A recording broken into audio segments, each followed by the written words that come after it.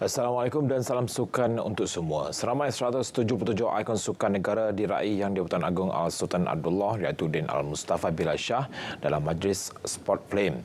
Majlis yang berlangsung di sebuah hotel di Kuala Lumpur itu menghimpunkan bekas atlet negara dari tahun 1990-an hingga 1980-an. Turut berkenan berangkat ke majlis itu Raja Pemaisuri Agong Tunku Azizah Aminah Maimunah Iskandariah. Majlis yang dianjurkan sejak 2011 itu merupakan inisiatif bersama 4 bekas wartawan sukan negara, Datuk Lazarus Rock, Datuk George Das, Datuk Fauzi Omar dan Arvelu, selain mendapat kerjasama supporter tempatan bagi edisi kali ini.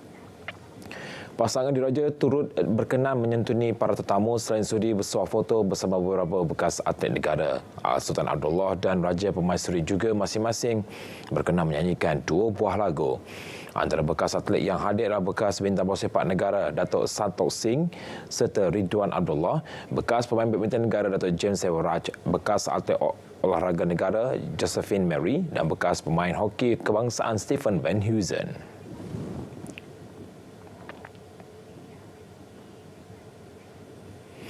Susulan Kerajaan Johor Datuk Azim JDT menjulang Piala Malaysia 2023, Kerajaan Johor mengumumkan hari cuti khas peristiwa pada 17 Disember ini kepada seluruh rakyat di negeri itu.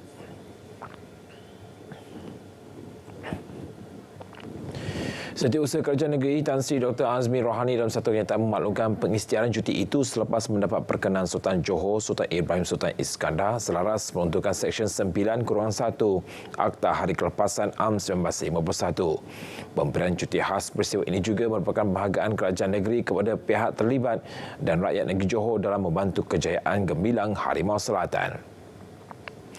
JDT mengulangi pencapaian musim lalu apabila menyapu bersih 4 kejuaraan domestik selepas mencetak kemenangan 3-1 ke atas Terengganu FC pada aksi final Piala Malaysia di Stadium Nasional Bukit Jalil. Terdahulu JDT telah sah bergelar juara Liga Super buat kali ke-10 berturut-turut selain turut memenangi Piala FA dan Piala Subangsih musim ini.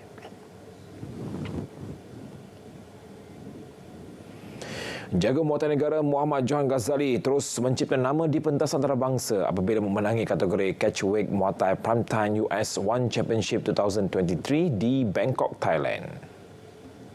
Lebih membanggakan, Johan yang lebih dikenali dengan panggilan Jojo hanya memerlukan 36 saat pada pusingan pertama untuk menundukkan pencabar dari Meksiko Edgar Tabarez.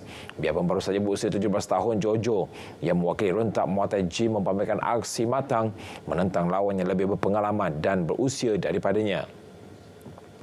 Tabarez, 29 tahun, merupakan juara Muay Thai antarabangsa WBC. Namun, dia nyata tidak dapat menahan serangan bertenaga dari Jojo sebelum diisytiharkan sebagai pemenang menerusi keputusan knockout. Untuk rekod, Jojo belum pernah ditewaskan dalam 5 pertarungan sejak menang One Championship pada Februari lalu dan dilihat sebagai bintang dalam pembikinan bagi sukan pentempuran tahun ini.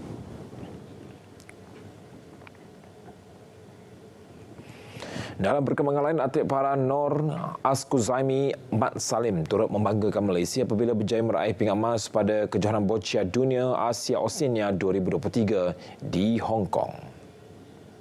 Pada perlawanan akhir acara wanita BC4, Nor Askuzaimi yang menduduki ranking ke-25 dunia itu mengejutkan pemain ranking ke-8 dari Thailand, Nachuan Ponsila dengan keputusan 3-2 di pusat sukan Ma On San.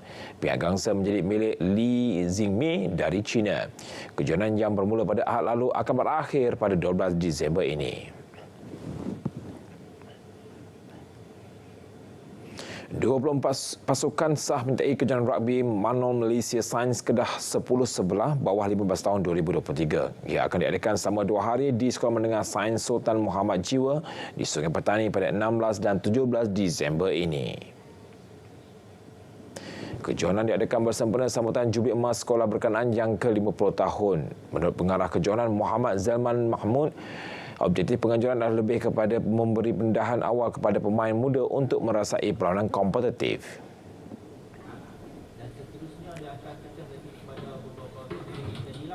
Kita bukan orang kata select atau pilih, kita buat jemputan secara terbuka tapi disupport dan disokong tim-tim yang champion, contohnya Aras Akademi Rugby Selangor akan turut serta, Sekolah Semasyur akan turut serta, mereka champ SBP 7 baru ni.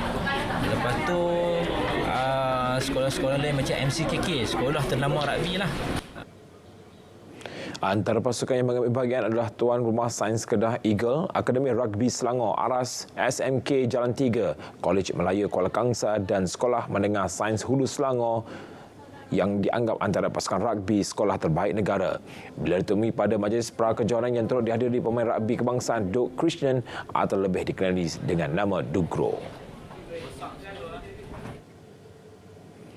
Sementara itu, pemain kebangsaan Duke Krishnan Dugro melihat kejohanan ini adalah satu permulaan yang baik untuk pembangunan akar umbi sukan rugby di Kedah.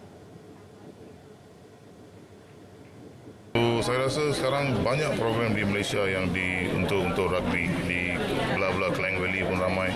So di Sungai Petani dah ada sekarang umur 15 ni. So budak kanak-kanak yang umur 15 sekarang ada ala 7. Saya nak pergi ke sekolah ni untuk bermain rugby. Dugro memberitahu sukan rugby mempunyai potensi kejaya yang cemerlang sepertinya yang mampu pergi jauh. Mengambil contoh, dirinya pernah mewakili 2 kelab dari Jepun dan 1 di USA iaitu kelab Yahama Jubilo, Hino Red Dolphin dan Chicago Hounds. Kejuaraan antarabangsa squash terbuka remaja Kuala Lumpur edisi ke-15. Pemain dari Sekolah Sukan Bukit Jalil SSBJ, Kriti Pillay berjaya membangkit menewaskan rakan sepasukan Altamis Akha Salam A. Sofia dengan kemenangan 3-2 untuk mara ke pentas akhir bawah 17 tahun. Beraksi di gelanggang squash dan duta kelebihan kecergasan digunakan sebaik oleh pemain pilihan ketiga itu. Jelas Kriti dia mengubah corak permainan daripada cara menyerang kepada rally untuk memenatkan Altamis selepas tewas 2 set pertama. Strategi itu berhasil apabila dia berjaya menutup perlawanan dengan 9-11, 5-11, 11-5, 12-10, 11-5. Lawan Kriti di pentas final nanti adalah pilihan pertama Ryu Jonggook yang sebab ini menewaskan wakil negara Khairi Faris Akil.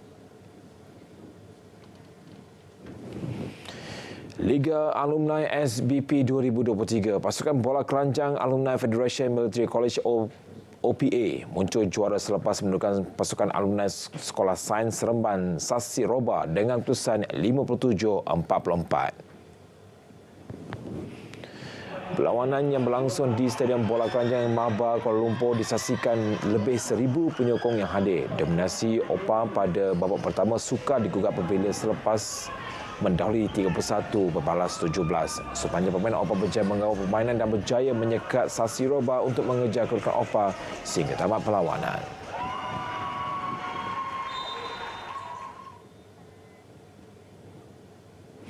Saingan Liga Perdana Inggeris EPL, Manchester United dimalukan di halaman sendiri apabila tewas 0-3 kepada Bournemouth semalam, sekaligus menambah tekanan buat pengendali Erik ten Hag.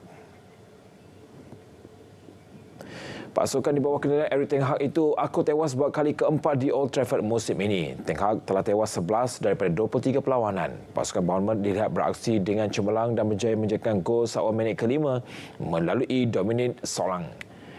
Bagaimanapun, The Red Devil melakukan beberapa percubaan namun gagal sehingga tamat separuh masa pertama. Memasuki separuh masa kedua, Bournemouth meneruskan momentum cemerlang apabila menjadikan satu lagi gol melalui tandukan Philip Pilling pada minit ke-68.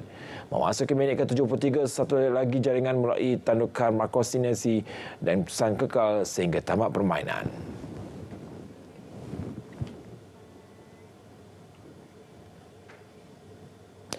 Dari Sungai ke Segara, Palestin pasti merdeka. Sekian Stadium RTM, salam Islam Madani dan salam sukan untuk semua.